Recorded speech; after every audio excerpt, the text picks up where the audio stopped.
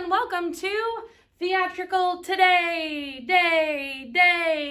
Welcome to drama class pre-recorded by me for you to watch with your class whenever you want. Yay! All right, remember today again we have virtual students watching at home and we have in-person students watching with their class. So thank you for tuning in for drama today. I appreciate it. Teachers, thanks so much. So let's do our warm-ups and then we've got a lot of work to do. So let's get going. Stand up, push a chair under, and let's go. Shake out your right arm. Shake out your left arm. Shake out your both arms. Shake out your right knee. Shake out your left knee. Shake out your both knees. Feet together. Reach, reach, stretch, yawn. Oh my goodness. There we are. All right. When I say ha, ha, ha, you say ha, ha, ha. When I say you say When I say you say When I say what's that? You say what's that? When I say ho, ho, ho, ho, you say ho, ho, ho, ho. When I say jump, jump, spin, you say jump, jump, spin. Whoa. When I say stop, you say stop. All right, I'll stop here. So today we are gonna do something a little bit different and I need to head to my computer. So teachers, pass out that white sheet of paper and I'll meet you back at my desk. All right, let's go. All right, welcome back. So I am at my desk. I have my paper, my handout, and I'm ready to go. So whatever you have to write on, if you are a virtual student, you can download this or you can just follow along on a piece of paper. There's nothing super fancy about my worksheet at all. You can totally participate from home. All right, so students, we are going to be working on the Extraordinaires Design Studio. This is something I'm really excited to do. The Extraordinaires Design Studio is this awesome inquiry design resource that I've had in the drama room for a few years. It's actually designed for high school students, but I know that you guys can do this because it's super fun and you're so creative that I know that you can do it because I've done it with 4th and 5th graders and now I get to do it with everyone. All right. So what we're going to be doing is we're going to be designing a costume, a prop, which is something you hold in your hands, or a setting, something about where someone is. And we're going to be designing this for someone else. And someone who designs for someone else, that someone else is called a client. So we're going to have a client and we're going to be designing something for them to make their life easier and better. Okay. So I wanted to kickstart this off with a question.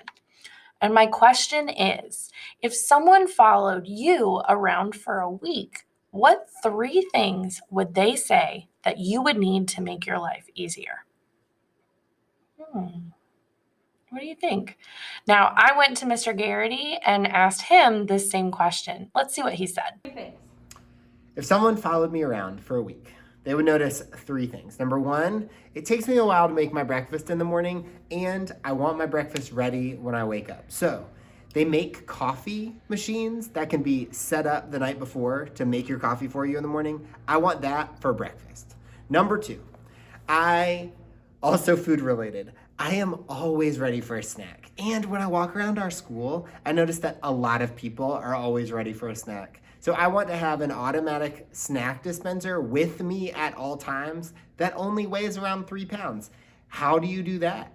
And number 3, you'll notice that when I walk around Claxton, I've got a lot of things with me. I've got a Chromebook, I've got my cell phone, I've got a radio, I've got a clipboard with some papers on it. What I would like is I would like to have one device that changes size and enables me to have like a keyboard when I need it, but really packs down to just a phone. Wouldn't that be cool? All right, Mr. Garrity, what does it take to truly understand what other people need to make their lives better?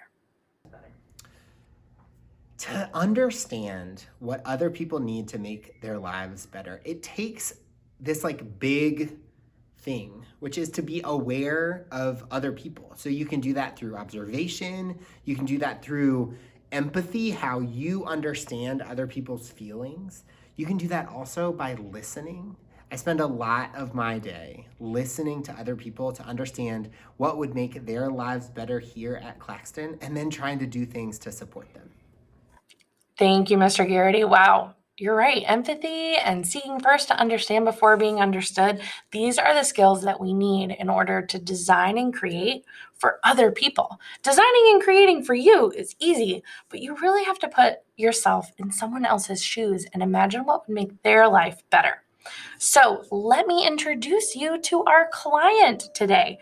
It is not Mr. Garrity and it's not me, Miss Rigsby. It is kind of a silly character. Let me show you. So this is our client. This is the person that we are going to be designing for today. This is a giant, all right? And this giant, for me, comes in this little card, but I took pictures of it so we can all see it nice and clear. Now, this giant has 4 pictures. And this picture right here on the left side is the main scene. That's going to tell you about the clothing, physical characteristics, how the giant looks, and a typical setting or place that the giant would be. The scene over here on the right is the supporting scene. It tells us about the giant's life behind the scenes that we don't normally get to see, how they feel, their emotions. And then we have down here a surprising scene. So this is the giant's job or hobby. And then this little picture in the corner is our detail scene. So it's an item of importance or materials that are important to the giant. So my designer, that's you. I'd like for you to meet your client, your giant that you are designing for today. So on your handout, on this top section, you're going to see like a web. And in the middle of it, I want you to write giant. It says my extraordinaire is a giant. Giant. Awesome. And then it's asking you 4 questions. It's asking you to draw or write. What looks do you see? What do you know about the giant just from looking at them? What do they look like? It's going to ask you about the job of the giant. Is there a picture that clues you into how they make money and what they do? It's going to ask you to think about what they like. By looking closely at these pictures, what do they like? And it's going to ask you about the setting. So look in the background of where the giant is. What do you notice? What can you learn from it? Now you can use words, you can use pictures, whatever you want. But on our handout, we are only working in this top portion. Ignore this for right now, okay? So job, looks, setting, and lights, all right? I'm going to start a 2-minute timer. And I'm going to have this play for 2 minutes so you can look closely at the screen and you can draw and write on your paper. And then in 2 minutes, I'm going to give you some more information. All right, let's get started.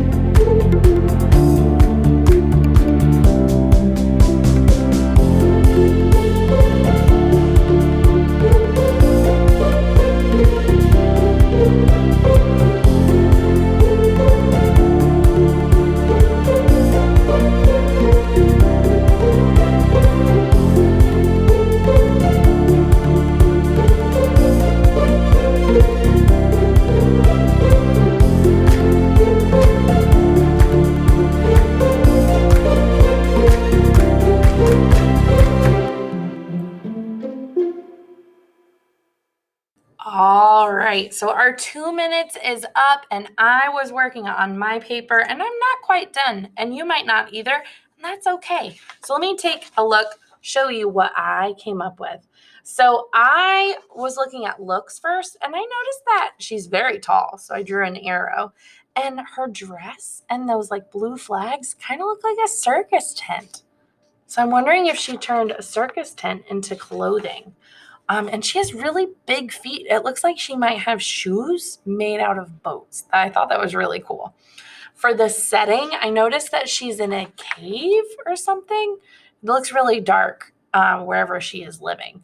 And then for job, it looks like she's blowing on one of those windmills for like wind energy. So that's pretty cool. It looks, and she's wearing like a vest, and the vest has the same symbol as the building. So I do think that's her job.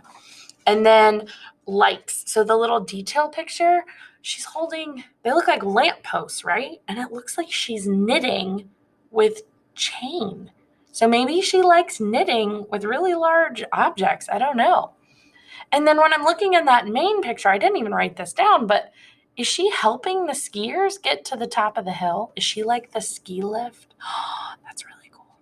All right. Now, my extraordinaire set comes with a helpful little book, and that book has some extra information. So I want you to listen to this information, and as you're listening, add things to your chart. Okay? If something sticks out at you that you think is going to be important or interesting, draw or write it down. Okay? All right. The giant is an extraordinaire because of her immense size. The giant is extremely tall. She upcycles things from our world for her unique needs. Here she wears a circus tent dress and a ship's anchor as a necklace. I was right about the circus tent. And look, she does. That's a ship's anchor. That's so cool. She uses her size to do things that would be difficult for a regular-sized human. She helps by lifting children up to the top of a ski slope, carrying them carefully in her hands. Some who don't know her are startled by her size. Oh, yeah, if you look closely, some of those people do look a little nervous. The giant is so tall that the birds perch on her shoulder mid-journey. Oh, wow, there are birds on her back. That's so cool. All right, now when we look at this little picture on the side, it says, the giant makes her home from found spaces. She furnishes her cave with repurposed objects from the world of human-sized people. Her gentle nature draws animals to her, and she has a pet elk. Oh my goodness, that's what that is on the ground? It looks like she's feeding it a whole tree.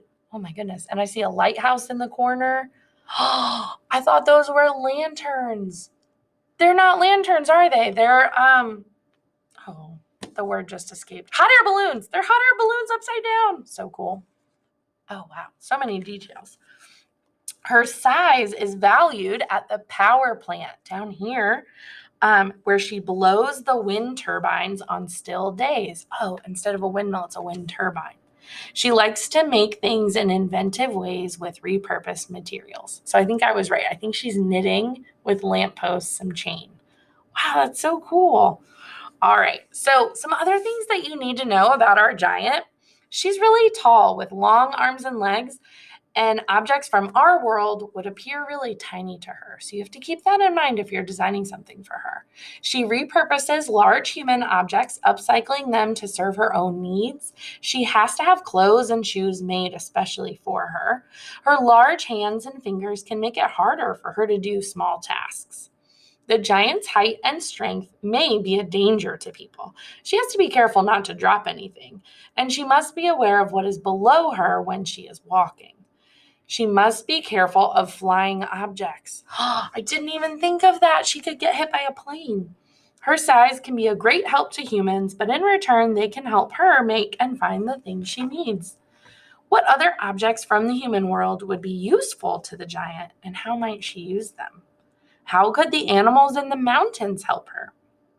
How can the giant and the human-sized people have fun together? And how can the power company pay the giant? How else might they work together? And what other jobs might her size make her useful for? Oh man, I feel like I really got to know this character, this extraordinary character.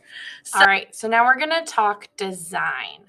So this is how we are really applying this to drama. So in drama and theater, you know that there are designers who design the lights and the costumes and the set and the makeup and the props, the music, and all the beautiful things that go into making a performance.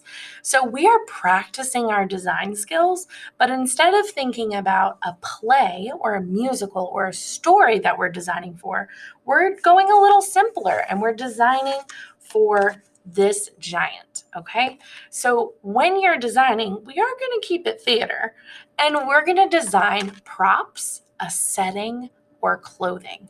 So on your worksheet, you have this chart on your paper. So under props, you could design the giant a music player or a communications device like a computer or a phone, like a specialty one, or maybe a special cooking utensil or a toy or some sort of remote control to something in the giant's life. I don't know, but you'd probably have to use found objects because that goes with this character. Or you could go with a setting, maybe design a sports venue specific for this giant, or a new home, or a hideout, or a place to learn, or maybe even like a vehicle. Oh, a vehicle. What would a giant even use as a vehicle? As a car, a boat, a plane? Oh, that's pretty cool. And then your last one is clothing. Could you design a special outfit for your giant or pajamas or some sort of protective clothing? Maybe a special kind of clothing that they would wear to work or to protect them from any harm that they would do to themselves or do to someone else. What about headwear? Something they put on their head, or footwear, something they put on their feet. So you get to choose prop, setting, or clothing. Circle it on your paper and start designing specifically for this character, for this giant, right? In theater, all of our designs have to make sense for the play. And in life, when you're designing and someone's paying you and hiring you to design, your design has to be what they want. So remember to have empathy, like Mr. Garrity was talking about. Think about what they would like, not what you would like. What would they like? You're going to use the back of your paper to put your design on it. Oh, don't use Sharpie like I did. So flip your paper over and start sketching out your design. This is a picture that I found of someone else's design for an evil genius card. But again, you're not doing the evil genius. You're doing the giant today. But I want you to notice how they drew pictures. They used words to label and point out details. They showed things open or closed and how the giant specifically is going to use them. So I'll leave this up and I'm going to set a 3-minute timer. So I want you to just spend 3 minutes jotting your ideas down and picking, and then we're going to check back in. I'm going to give you a couple more things to think about. So 3 minutes, here you go.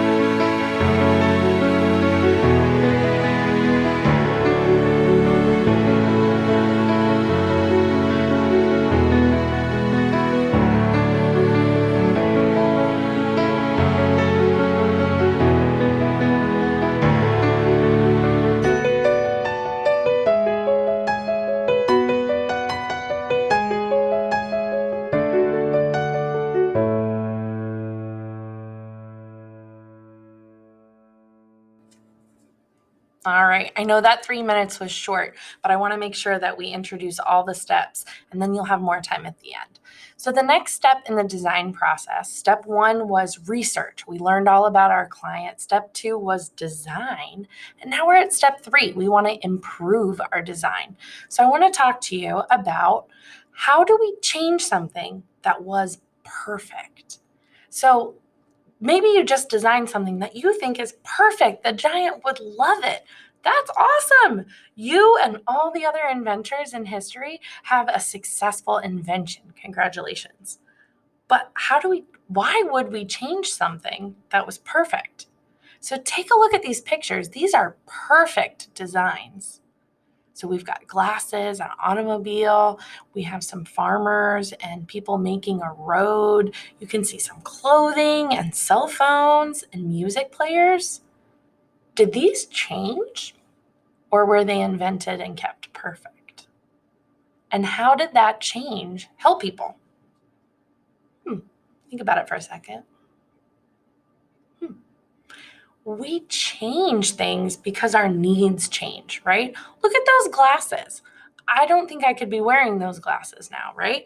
These glasses that I'm wearing here are specifically designed with my prescription. They filter out the blue light that comes off of computer devices and screens. And if I go outside, they turn into sunglasses. Isn't that amazing? I'm not making it up. So I couldn't have these if we thought that design was perfect. My van definitely doesn't look like that vehicle, and my phone does not look like that one. So these changes help people.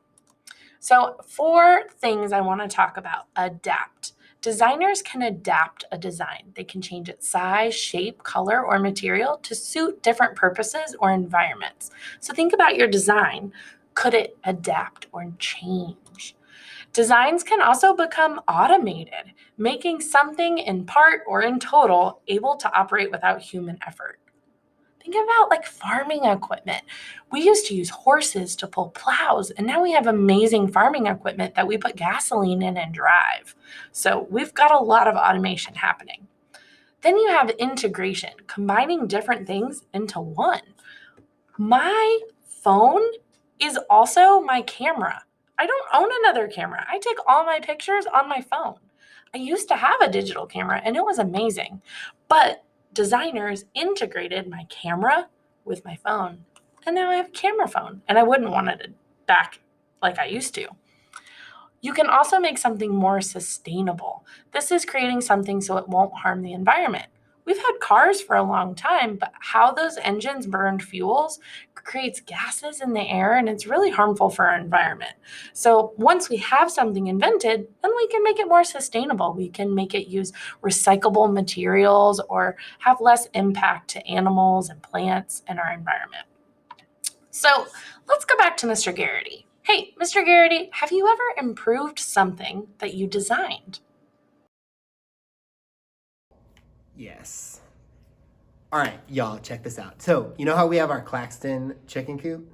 We have chickens at home too. We have 7 hens. And in order for us to really have 7 hens and take care of them and do all the things to support them, they needed food, they needed water, and they needed to be able to go into their coop at night and have the door closed so they could be safe. So what did we do? In order to really make that easy for ourselves, we automated all 3 of those processes. We have a rain barrel that automatically collects water automatically when it rains and then provides water to the hens with a couple of ways that they can get water from the rain barrel. We have a food dispenser that has a big canister that holds food, and then it uses gravity to actually fill the place where the hens eat, and we refill that every week. And then the last thing is we found an automatic chicken coop door that closes when the sun goes down at night, and the hens automatically, they like instinctually go back into their coop. And so it closes after they go in. It's the best thing. So we don't have to either go out at like 9 o'clock and close it or go out at like 6 o'clock in the morning to open it. It does it automatically. Well done. Oh, thank you, Mr. Garrity. That was so cool. I wish I could see the chicken coop in your backyard. I bet your chickens are really happy. All right, so students, we're going to use the rest of your drama time, whatever is left over, and teachers, as long as you want to continue this, to innovate and change and adapt and make sustainable these designs that you've come up with. Really take some time to make them perfect, okay? And then the last step, once you've done that, is to present them. Do you have a document camera in your classroom? Could you show your design to the class? If you're a virtual student, could you present and share a picture of your class or hold it up to a camera? If you have great ideas, you want to share them with other people, because be proud of the work that you did. And also, you sharing your design could inspire someone else to come up with the next great invention also. Thank you so much for giving this a try. And teachers, if you like it, I have a lot more of these, so let me know. All right, have fun.